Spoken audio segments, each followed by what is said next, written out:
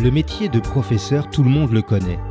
Notre propre parcours d'enfant, puis celui de nos enfants, sont jalonnés de profs, tels des repères dans le temps, mais aussi des repères dans l'accès aux multiples savoirs dont ils sont les garants. Le professeur exerce un métier qu'il a choisi, il l'exerce avec rigueur et compétence. Mais avant de se fondre dans l'entité enseignement, les profs sont des femmes et des hommes. Des femmes et des hommes formidables, des bâtisseurs aux multiples facettes. Je suis Christophe Salomé, professeur des écoles depuis une trentaine d'années, et depuis 15 ans, je me promène d'école en école en tant que maître remplaçant. Je découvre régulièrement des personnes qui ont des choses à raconter, des personnes qui font, des personnes qui ne sont pas juste des enseignants, des profs, etc. Dans ce podcast, je leur donne la parole. Qu'est-ce qui leur a donné le désir d'enseigner? Quelles sont leurs valeurs, leurs passions, leurs attentes? Qu'ont-ils envie de partager? Prof, etc. Carole Tozia est née à Cagnes-sur-Mer. Elle enseigne depuis 1991 en tant que remplaçante dans le premier degré. C'est autour de Vence et dans les petits villages environnants que ses missions la conduisent jour après jour. C'est également à Vence qu'elle habite. Petite, elle était convaincue d'être une princesse qui avait été envoyée sur Terre par des extraterrestres. Son rêve à l'époque était de devenir libraire, peut-être parce qu'elle avait déjà envie de raconter des histoires. Finalement, c'est en photographiant inlassablement qu'elle les raconte, ces histoires. Carole est une prof photographe. Elle voit son métier comme une possibilité de donner une chance à des enfants, de leur offrir un regard neuf et d'aider chacun à trouver sa voie. Carole Tozia, bonjour. Bonjour. Quel est le dernier cadeau qu'on vous a offert et à quelle occasion? Le dernier cadeau que l'on m'ait offert, c'est un cadeau de ma fille qui m'avait fait un petit dessin. En fait, elle a dessiné une dame toute ronde qu'elle a dessinée, qu'elle a coloriée, qu'elle a encadrée, qu'elle m'a offert et que j'ai mis sur à côté de mon lit sur ma table de nuit. Quel regard portez-vous sur votre enfance? J'ai eu une enfance assez tranquille et surtout très solitaire. Donc j'ai passé une grande partie de mon enfance la tête dans les bouquins, en train de lire. Donc j'ai des souvenirs de mon enfance, mais surtout donc soit en train de lire, j'ai beaucoup lu, soit de vacances en Corse. C'était les vacances dans le village de mon père, où nous allions tous les étés. Et là, j'ai des amis d'enfance que j'ai gardés depuis. Donc les amis, c'était plutôt pour les vacances l'été en Corse. Et puis ensuite, pendant l'année, c'était la lecture.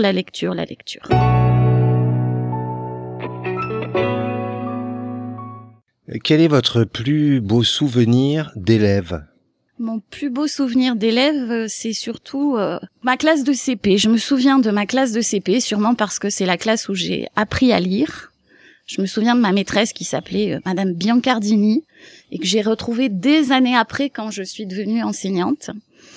Et ensuite, comme souvenir, je me souviens à l'école primaire, j'avais une passion pour l'analyse grammaticale. C'est un truc bizarre, mais c'est ce qui m'est resté. Et ensuite, je me souviens de ma terminale. Alors, quelquefois, je me dis, j'ai l'impression qu'entre le CP et la terminale, j'ai pas été à l'école. J'ai sûrement dû y aller, c'est sûr. Mais j'ai oublié plein de choses. J'ai pas été forcément une bonne élève et j'ai l'impression que je me suis quand même beaucoup ennuyée. Alors, pas forcément parce que justement j'étais très bonne, mais peut-être qu'il y a quelque chose qui ne m'a pas accrochée. Et quand je suis arrivée finalement donc en terminale, oui, parce que là, je me suis mise vraiment à travailler. Et après, finalement, quand je suis arrivée à la fac, là, je me suis dit, ah, ça y est, enfin, je vais apprendre des choses. Prof, etc. Vous parliez de votre terminale. Quel genre d'adolescente étiez-vous? Oh, j'étais une adolescente insolente. Quand je dis insolente, je sais pas comment expliquer, mais si j'avais été prof, je suis pas sûre que ça m'aurait convenu de m'avoir comme élève. J'avais toujours quelque chose à dire. Et après, je n'ai pas non plus été une adolescente forcément à faire des bêtises ou des choses comme ça. J'ai jamais été une fêtarde. J'ai toujours été plus ou moins casanière, plus ou moins toujours encore la tête dans les bouquins. C'était vraiment quelque chose. Je crois que la lecture, c'est ce qui a marqué ma vie. Donc voilà, une adolescente, mais plutôt insolente quand j'étais au lycée. Je veux dire, j'avais pas forcément envie de faire ce qu'on me disait de faire. Voilà, mais je crois que c'est quelque chose qui m'est resté quand même. Voilà, de me poser des questions et de pas forcément prendre pour argent comptant ce qu'on me dit. Et donc ça n'a pas toujours été facile à l'école. Prof, etc. Est-ce que cette insolence que vous avez exprimée adolescente se retrouve aujourd'hui dans vos pratiques professionnelles, dans votre attitude face à vos élèves? Oui, sûrement. Sûrement parce que justement, en fait, j'aime bien être remplaçante. Déjà, j'aimerais pas avoir ma classe à moi, c'est quelque chose qui me dit rien. Et ce que j'aime bien dans mon boulot de remplaçante, c'est justement quand j'arrive dans une classe, j'ai l'impression de donner sa chance à tous les gamins. J'ai horreur de mettre des étiquettes, en fait, sur les enfants, sur les choses en général. Et justement, quand on arrive et qu'on arrive comme ça, on a un regard neuf. Et je trouve que ça permet justement de donner la chance à des enfants qui, quelquefois, sont mis dans un tiroir. On leur dit, voilà, toi, tu es comme ça, il faut pas bouger. Et c'est vrai, par exemple, cette année, j'ai fait un remplacement dans une école à Vence où le milieu socioculturel est pas forcément évident. Et j'ai eu un petit garçon, et ça m'a marqué parce que j'ai eu un petit garçon, quand je suis arrivée, on m'a dit, oh, tu vas voir, lui, finalement, il sait pas lire, enfin voilà. On m'avait fait un tableau assez noir. Et dans cette classe, j'ai raconté beaucoup d'histoires, j'ai fait le quart d'heure de lecture et je me suis aperçue que ce petit garçon, qui venait d'un milieu pas facile, il s'est plongé dans les bouquins et en fait, quand le quart d'heure de lecture était fini, il était dans son livre, il voulait pas en sortir. Et finalement, je veux dire, au bout du compte, il a fini par apprendre à lire. Et alors, c'était un truc, je veux dire, il emportait les livres le soir, il est venu vraiment. C'est simplement pour montrer que je pense que tout le monde a sa chance, tout le monde est capable. Voilà, à un moment donné, il faut donner envie aux enfants et leur dire qu'ils peuvent toujours faire mieux. Je ne vous ai pas toujours connu photographe. Comment cette façon de vous exprimer s'est installée en vous? C'est vrai. En fait, je crois que j'ai toujours voulu raconter des histoires. Ça, c'est quelque chose qui a toujours existé. Peut-être que si j'avais eu certaines facilités, plus que ce que j'ai à écrire, je serais peut-être devenue écrivain. Mais comme je le suis pas devenue, à un moment donné, donc j'ai un mari qui fait de la photo, qui a passé un CAP photo il y a 30 ans et puis qui a voulu se remettre à la photo. Et pour se remettre à la photo, il a voulu passer un bac pro photo. Et donc passer un bac pro photo quand on est adulte, c'est pas évident. Et donc je me suis mis à l'aider. En l'aidant, je me suis prise au jeu et j'ai donc commencé à faire de la photo. Alors j'ai toujours fait des petites photos comme tout le monde, mais là je me suis dit non, il faut vraiment apprendre. Donc j'ai pris des cours avec une auteure photographe, j'ai travaillé la culture photographique, j'ai fait des formations, etc. Donc ça fait 4-5 ans et je me suis vraiment prise au jeu et je me suis dit bah oui, finalement ça va être un moyen de raconter quelque chose, de raconter des histoires. Et c'est vrai qu'en faisant mes photos, j'essaie toujours, la plupart du temps, de raconter quelque chose et de raconter une histoire, que ça ait du sens. Voilà. Vos photos s'inscrivent souvent dans des séries et mettent régulièrement en scène des personnages. Pouvez-vous nous expliquer ce choix? Je suis admirative de la photographie humaniste. Quelqu'un comme Doisneau, comme Willy Ronis, ce sont des gens qui, pour moi, sont vraiment des maîtres et qui racontent une histoire. Donc oui, pour moi, l'humain doit toujours être au centre. Il doit être là, sur la photo, parce que c'est lui qui raconte quelque chose. Et ensuite des séries parce que j'ai l'impression que quand on fait une série, ça permet justement de raconter à celui qui regarde une histoire, ce que j'ai envie de lui raconter. Voilà, là je suis en train de faire une série sur la forêt en mettant en scène effectivement un personnage et je vais justement essayer de raconter quelque chose. Prof, etc. Alors justement, cette série en forêt, je la suis. Vous publiez beaucoup de photos, une ou plusieurs par jour. Dans cette série, ce qui m'a frappé, c'est le côté fantomatique des personnages. C'est ce que vous évoque la forêt? Oui, en fait, j'ai commencé donc j'ai fait des photos et j'ai commencé aussi à écrire l'histoire. En fait, j'ai envie donc dans le futur d'exposer cette série et en même temps de raconter l'histoire aux gens qui viendraient la voir. Et donc j'ai envie de raconter l'histoire de cette rencontre avec l'esprit de la forêt qui est venu pour me raconter quelque chose. Quand est-ce que vous avez ri aux larmes pour la dernière fois?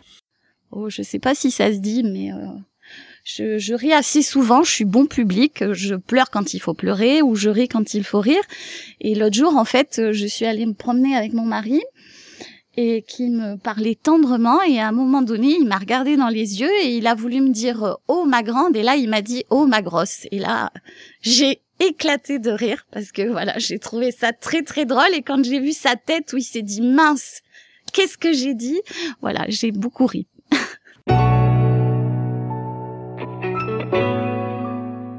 Quelle est la valeur qui aujourd'hui a le plus de sens pour vous?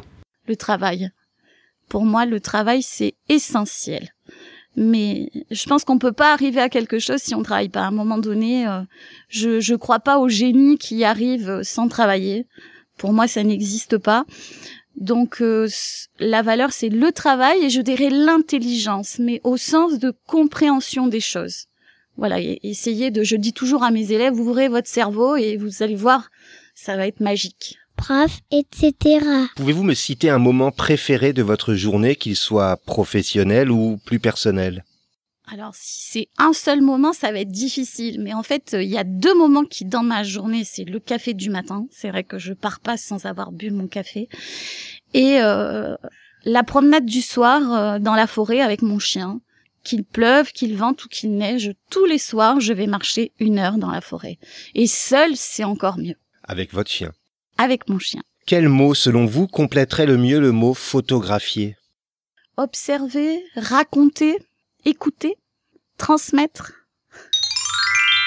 Comment expliqueriez-vous votre métier à un enfant de 6 ans?